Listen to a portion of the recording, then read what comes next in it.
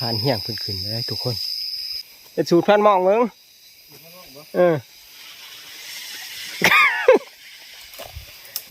นี่มาเฮาไล่เขาหูเลยทุกคนมีแต่เจียมาคู่มีจุดเจียไร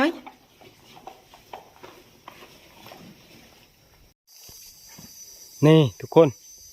เฮาก็ได้ไล่เติบแล้วนี่ทุกคนเลย2 4สบายดีทุกคน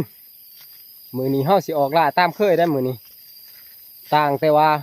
มือนี้เฮาไป3 คนเนาะเพราะว่าผ่านมองเพิ่นกลับบ้านเนาะเพิ่นค่าเวียกทั้งเฮือนเนาะเมื่อตกกะเพราะว่าเพิ่นเมียเพิ่นน่ะแช่กระปูไว้ถ่ามือนี้เฮาไป3 คนสิมาหรือบ่มานกะรอลุ้นไปนำกันเนาะมือนี้เนาะไป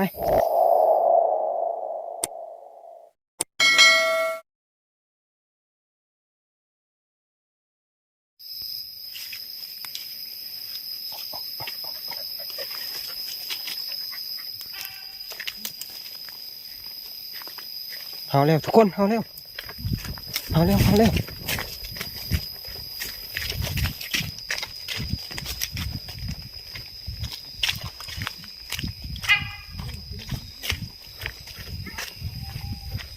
โอ้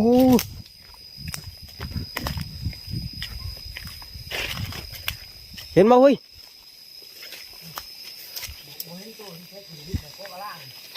โอ้ไม่โตนใหญ่แท้เฮ้ย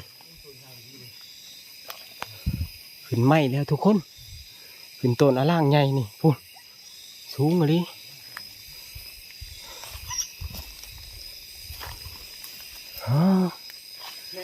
เนมเด้อ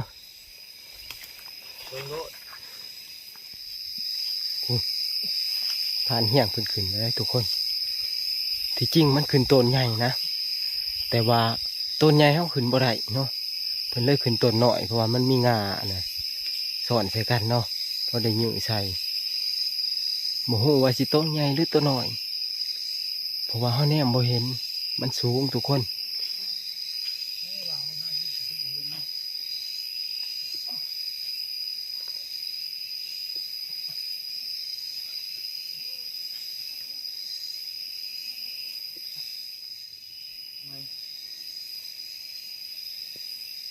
แม่อยู่พูดเลยแน่นะพูด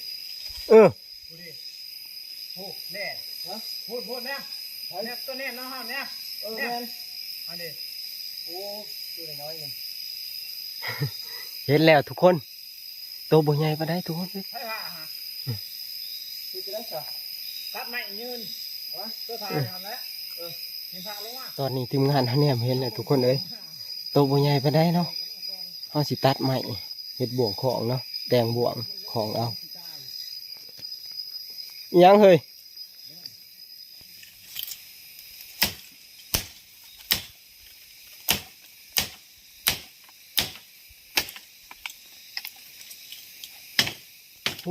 ที่ป้ายพู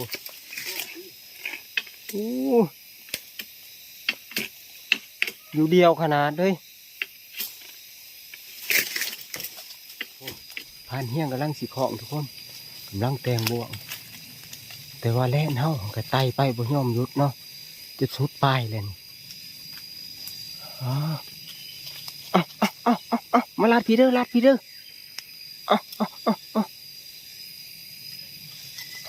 ได้แล้วทุกคนมันโดดทุกคนมันโดดดวงหนึ่งนี่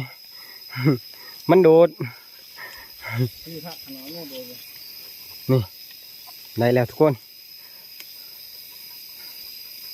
ตัวบุญใหญ่ปะได้เนาะมันโดดดวงหนึ่งนี่ผ่านเหี้ยงเพิ่นว่าสิของเนาะพอดีโดดลงพอดีขุบทันเนาะ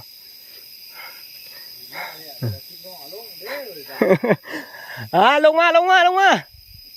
ผู้ผ่านเหี้ยงยังอยู่ป่ายอยู่ทุกคนเอ้ยบ่อยากลงก็อยู่หันแล้วบาดนี้ได้แล้วนี่คือตัวแรกของวันนี้นะทุกคนเนาะโตกับบุญใหญ่ปะได้เนาะกับบุญเป็นยังเนาะบ้านน้อยโฮมบ้านใหญ่ไปใช่ตัวแรกแหกมัน เอามันหาต่ออีกไป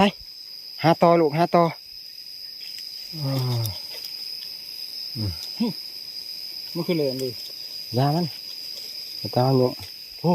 ผ่านเหี่ยงยังอยู่สูงอยู่ทุกคน ลงได้บ่ล่ะ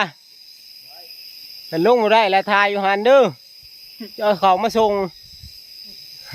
จะสูดพันหมองมึง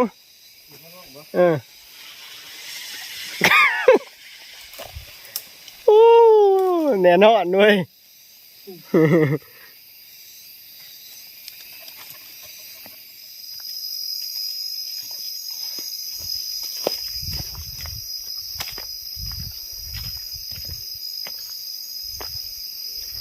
เฮ้ยหมาติดกินนะเฮ้ย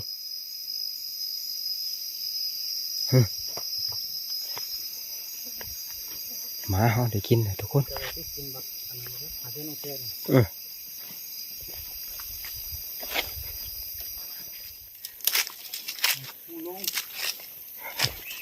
ลงหูโพนลงนี่หมาเขาไล่เขาหูอยู่แล้วทุกคนโอ้โหว่าสิเลิกหรือสิตื่นไปไหนวะเบิ้งเอาขวดสู้ขวดก่อน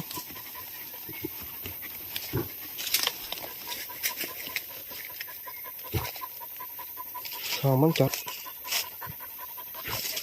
โลปวกครับ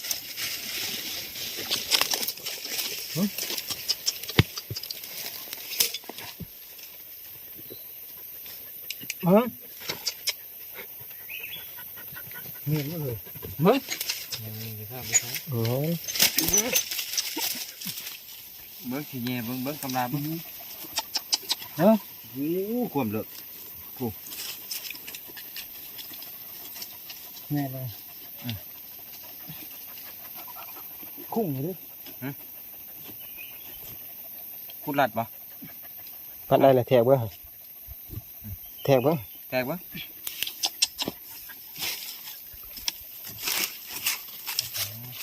โอ้คุดลัด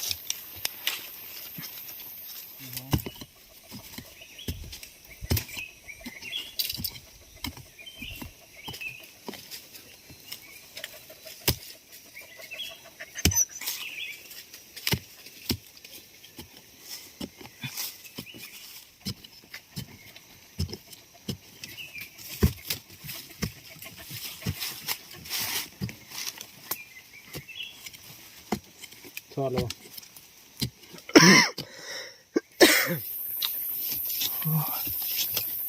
มันเป็นพ่นปวกทุกคนโอ้ยพูดมาเลิกมาส่งสิได้มันออกโอ้ยน่าสิได้ดีเลยไปหาตัวใหม่ลูกหาตัวใหม่โอ้ยไปหาตัวใหม่เพราะว่ารอบแรงนี่แรงกำลังลงทุกคนนี่ก็เต็มตัวที่สองนี่ก็ตัวที่สองทุกคนเอาบ่ได้ซ้ำนะ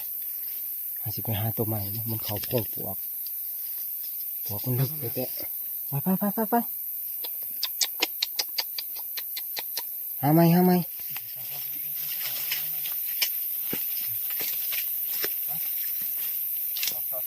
วู้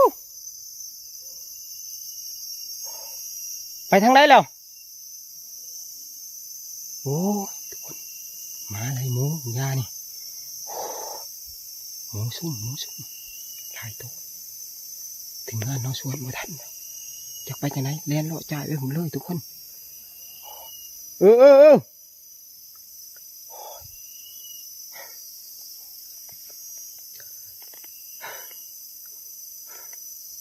เอาสินำไปอีก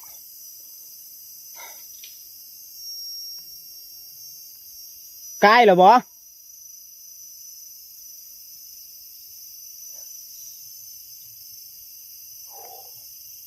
หมาไล่ตัวเดียวทุกคนหมามันไล่ตัวเดียวแต่มันไล่หลายตัวบางที่มีลุ้น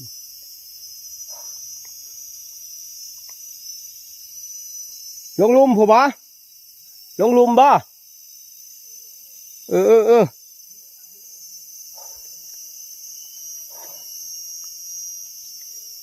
ไปต่อ ไปต่อทุกคนหมูหลายโตเด้อเฮ้ย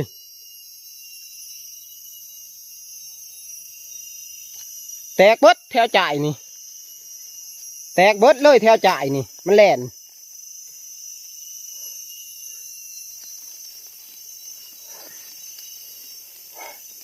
บ่ทันทุกคนไปต่อ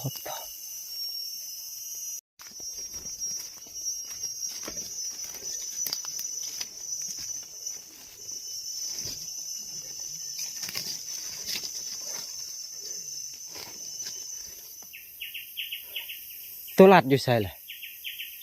แล่นสวนมานี่ว่ามันสิออกมานี่กระบอกมันทันเลาะตามจ่ายแล่นไปผู้เลอะถ้าฉันส่วนท่านเบิดแล้วนี่แล่นเลาะนี่ มันอักอยู่ไกลๆเฮานึงเห็นบ่มันกึกรอบซองฮะบัดมาอะไรกลับคืนได้ซะ สงสัยขึ้นเถิงตัวมาอะไรกลับคืนมันบ่ลงช้ำลุ่มถ้าลงมานี่พ่อเฮาเบิดแล่นตัวมอจอด โอ้น่าสิได้ฮะยามันไปน้ำตัวนั้นไปน้ำชุ่มมันไหลไปนี่เพราะว่าทางเขาสิไปเมื่อหนาเลยนี่ แมนไปคอยย่างไปเอามา จักมันไปทางไหนละมาเนี่ยไป ย่างไปเลยเอ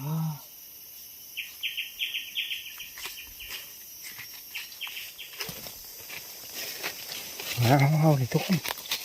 เอาเร็ว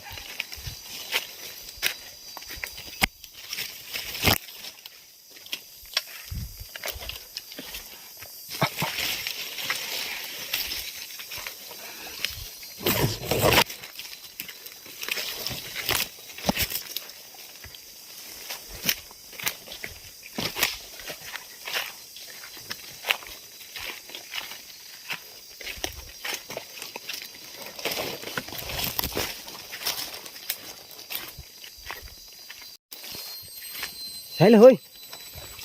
มาห้องเร็วพุ่นอยู่ยอดห้องพุ่น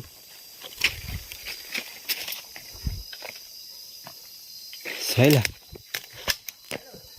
พุ่นโมเมนต์ได้เว้ยมันไล่ไปเลยได้พุ่นเอาแม่แล้วทุกคนเลยเอาไปเลยแล้วสงสัยเอามุ้งอีกแล้วพุ่นมุ่งหน้าไปพุ่นโอ้รัดบุทันมันหกทุกคนบางเฮียยังไปรัดทางนั้นอยู่ไป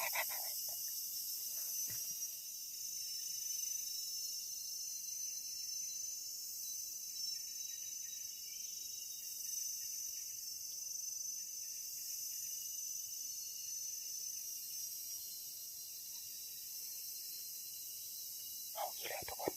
มาเอาอีกแล้ว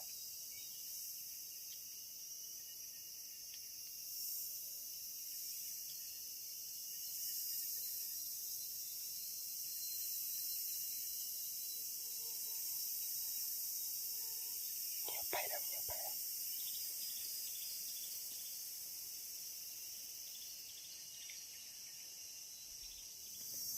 บ่ท่านคือเก่าทุกคนโอ้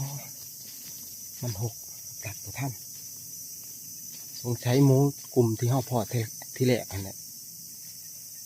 หมูกลุ่มที่เฮาพอที่แรกนั่นแหละทุกคนเพราะว่ามันแตกมาทางหนาเลยเนาะเฮาไปเลาะมาทางบุรีต่ำอีกเนาะกัดบ่ท่านคือเก่าไปต่ออีก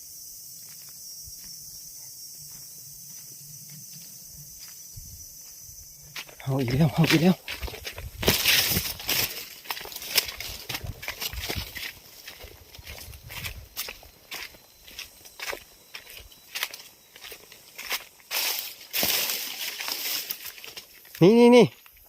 นี่นึกเอาใหม่นี่กูใหม่ตัวนี้นี่เฮ้ยไปปลาเบิดเลยนี่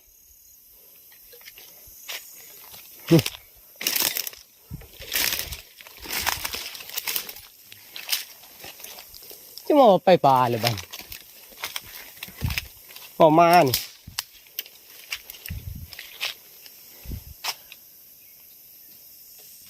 อันนี้ทุกคนเห็นแล้ว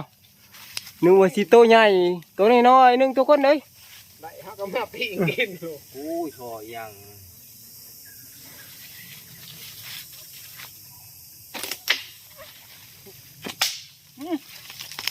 ปะตัวบ่ใหญ่มันบ่คุ้มดอก เอาไป ปลามันใหญ่ไปหาใหม่คำลามันตัวน้อยไปหาใหม่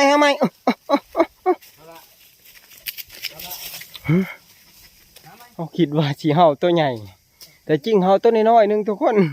ตัวปูมือนี่โอ้เดินมาแทบตาย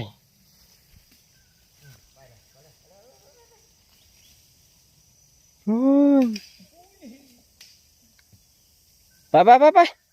มีสนน้ำมันโอ้ยทำใหญ่ทุกคนพูด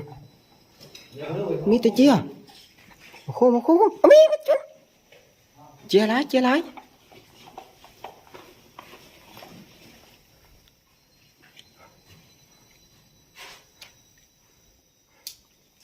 เด้อเอาไหม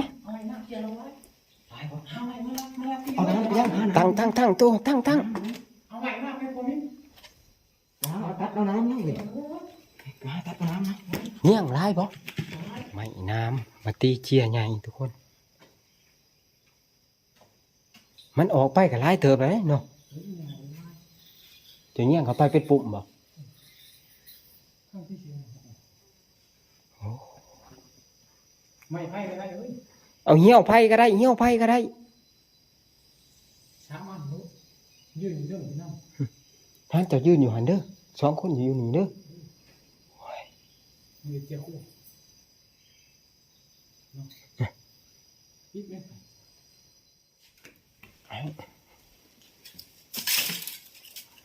เขาเงี้ยงเอาไหม วันนี้มาไปที่ยืนอยู่อันนี้ไปยืนว่าตั้งเองมั้ง เอาเด้อ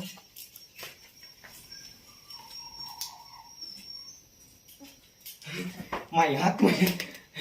เอาหมดแล้ว นี่โอ้เอาใหม่เป็นกะทิแล้ว มันหนักอยู่นี่ ร้อยแล้ว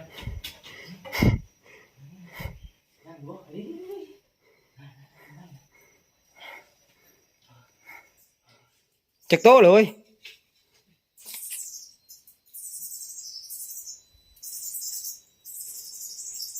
มันห้องอยู่ไสจ้ะมันห้องอยู่ไสจ้ะ เห็นปะ เออ เก็บไว้ก่อนละนี่ดิ เก็บเอา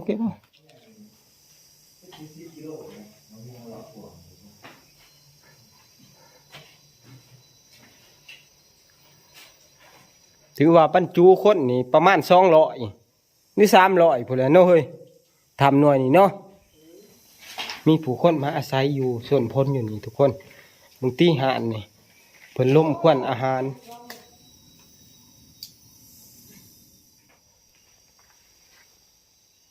เบิ่งที่ชาวบ้านเพิ่นมาหาอยู่หากินทุกคนเพิ่นมานนี่สงสัยมานเหนือใหญ่หานห้าวยังนี่เพิ่นได้แล้วเพิ่นก็ล้มควันเพื่อให้มันเป็นศีลแห่งง่ายต่อคนเมื่อบานทุกคนมันบ่เน่าเพราะว่าทำหน่วยนี่มันอยู่ไกลห่างไกลจากคนหลายบ่ว่าแต่คนได้ทุกคนนับแต่สัตว์นี่คือห้อยฟ้านนี่เพราะว่าสัตว์ประเภทนี้มันย่านนำพ้นทุกคนมันสิมาเพิงทำใหญ่นี่แตกไปเบิดเลยนี่โอ้มันเขามาเพิงทำต่างอลังการอะไรทำนี่โอ้ โอ้ยมาหาเราไอ้ตาน้องเนาะ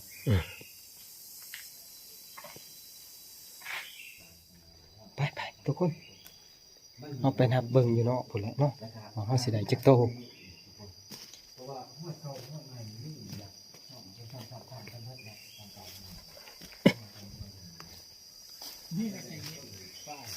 มาถึงนี่ทุกคนเฮาก็ได้หลายเติบแล้วนี่ทุกคนเอ้ยโหเสียดายนะไม้ตีเฮาบ่ดีปานใดเนาะบ่เฮียนตัดเอาแม่ดอก คันเฮาตัดเอาไม่เป็นนี่เฮาสิได้หลายกว่านี้ทุกคนเอ้ยเพราะว่าไม้ตีเฮาหัก 2 4 6 8 10 12 14 16 มึงเห็นพอแลนลงคอยเลย 20 22 24 26 28โต 28ป่ะ โตสิได้เนาะ คันใหม่เป็นได้หลาย คันเฮาใหม่เฮาดีนี่ได้หลายกว่านี้ไปหลังจากที่ออกมาแต่ทำก็เดินทางต่อทุกคน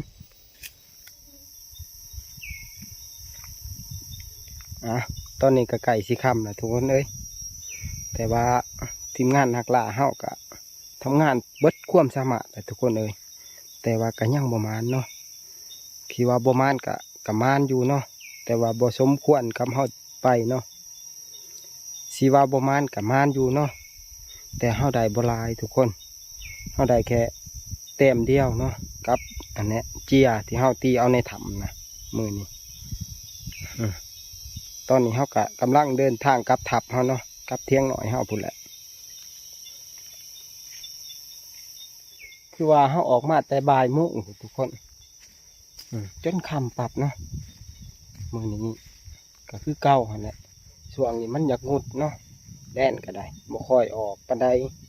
เพราะว่าสภาพอากาศนั่นแหละเป็นแต่ผ่าพ้นคึมนี่หัวกำมะแหลดวางแรงนี่เนาะมันก็งุดแน่ช่วงนี้เนาะเดือนนี้มันกันเนาะเพราะว่ามันกักตุนอาหารแล้วเลยเพราะว่าในช่วงก่อนมันออกลายคือในผ่านมาเที่ยวก่อนเฮากับมานลายเนาะช่วงนี้แล่นมันก็กักตุนอาหารไว้เลยเนาะของช่วงนี้เข้าสู่ฤดูผลลิ้นเนาะแล่นมันก็กักตุนอาหารไว้เนาะเพื่อมันสิจำศีลนะชั่วข้าวเพราะว่าฝนตกลิ้นมันก็บ่สะดวกหากินพุ่นแหละสีแดดพุ่นแหละมันจังสิออกหากินใหม่เนาะพุ่นแหละเดือน9เดือน10พุ่นแหละออกกะออกพอปานนั้นแหละทุกคนเอ้ยออกกับบ่หลายคือเก่าเนาะช่วงนี้เฮากะบ่มานได้กับบ่หลายเนาะได้แต่พอได้กินนั่นแหละทุกคนคือเก่า ไปเฮากะเดินทางกลับทับบาดนี้กลับเมื่อทับมือได้ก็จนค่ำจนมื้อได้ทุกคนเอ้ยอีหลากอีเลือเนาะย่างจนบ่ออกห้อยพุ่นแหละทุกคนเที่ยวนี่หันกับบ่มานเนาะเที่ยวหน้าอัดบ่แน่เนาะเพราะว่าเที่ยวนาเฮาสิโบได้มาขั้วแล่นอีกบัดนี้เฮาสิมาห่างแหวมันเที่ยวนาเนาะ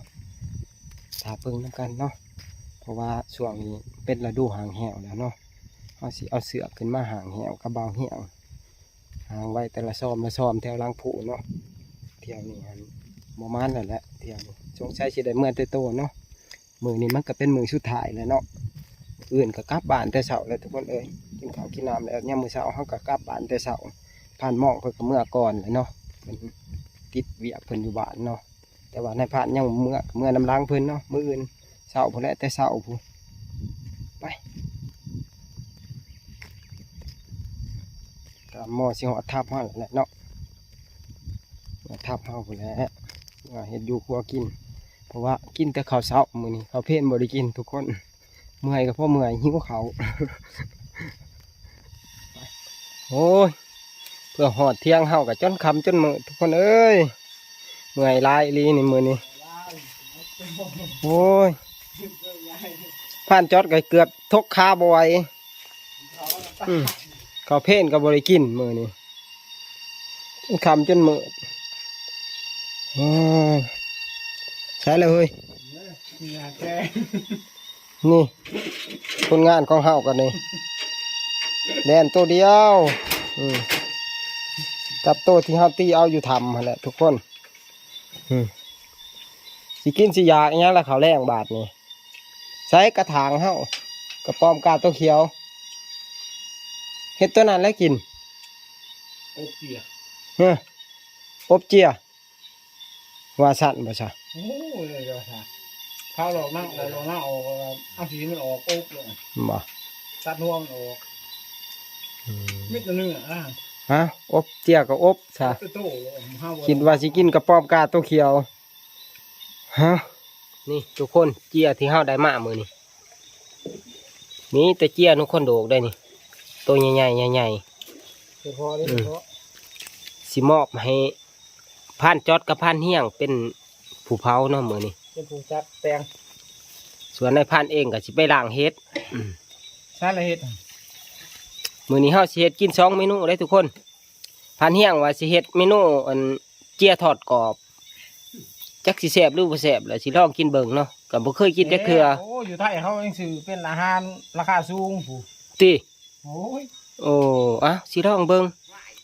ยังก็เป็นไฟฮะ แม่นบ่ไผเว้าว่าอยู่ไทยเขาอันน่ะ ฮะ ไผล่ะบ่เขากินอยู่บ่จะได้ยินอยู่บ่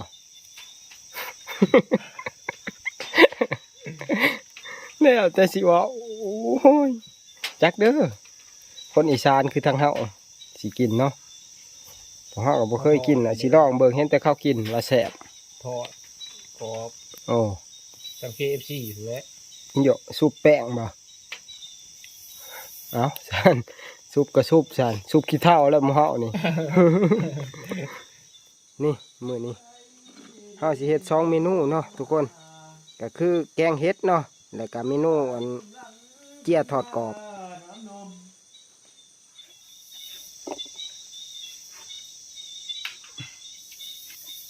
หุบเสื้อผ้าแย่งนี่ออกง่ายเนาะเฮ็ดพอนี่เว้ยเด้งสิดอกเบิ่ง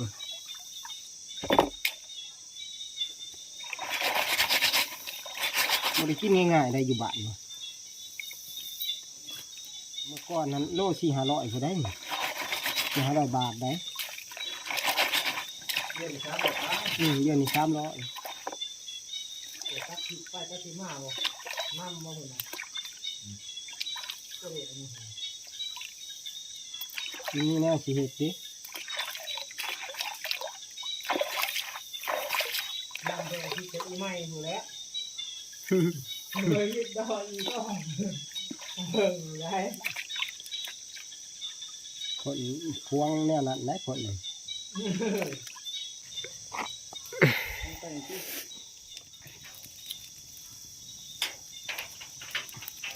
เห็นบ่เจ๊หน่อยมันคิ้ว แต่ยีตี้ก็นั่งในนอนแต่ยีพวยพวยเมตี้ ยามมื้อแลงเฮาออกนอนหน้าหั่นบ่ ตีเจี๊ยบบ่ตีกูบ่ มาแล้วตี้เตี้ยเราบ่ได้เคยตี้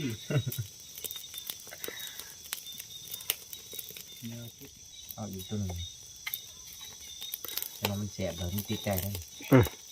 นั่นบ่ กินทำเองกินใจกะมาแจ้งเฮ็ดจ้ะ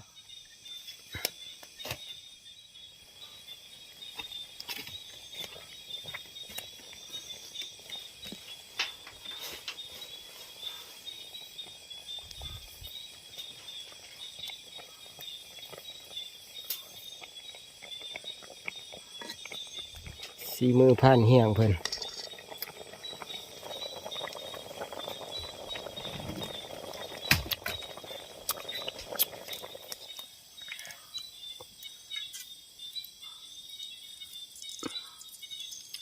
อ๋อ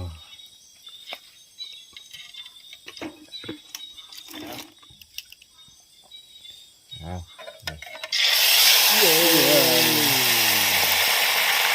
นี่ บาน เมนูเจียทอดกรอบ บ่เคยจะเคือที่ถอดเจียนี่เอานี่แหละเมนูเด็ดนี่ ถ้าว่าแซ่บไปเอาอีกเนาะเฮ้ย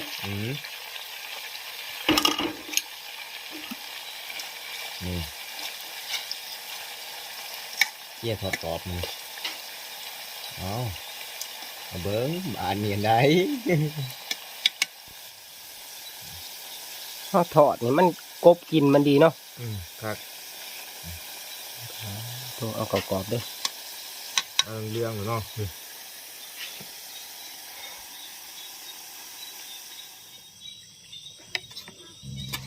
นี่ดำไปเลยนี่นะนี่เป็นตะกินอะไรได้เฮ้ยเจียทอดกรอบนี่ มาเปิดเขา นี่ก็คือแกงเห็ดพอเนาะมื้อนี้2เมนูมาทุกคนกินข้าวแรกน้ำกันเนาะมากินเจียทอดกรอบเนาะแกงเห็ดมื้อนี้ เอาหลังจากที่เมื่อยมาแต่ขัวมือนี่เบิดมือเบิดเว้นเนาะเขาเพศบ่ได้กินเอาสวบในพานเถิงเจียทอดกรอบนี่ KFC โอ้ เนี่ย ห่างกว่าไก่ KFC เนาะ จังสัตว์บ้า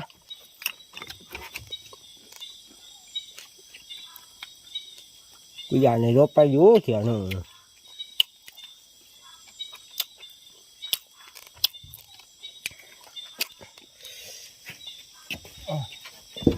ง่ายมากินเบื้องนี่ดอกมันมีมือเกี่ยถอดกรอบนี่ เอาคำว่า KFC พอหนัง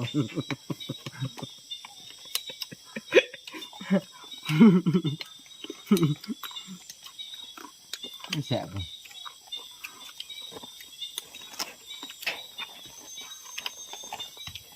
มันแกล้งกะสิพอเลยเป็นอีหยังเนาะ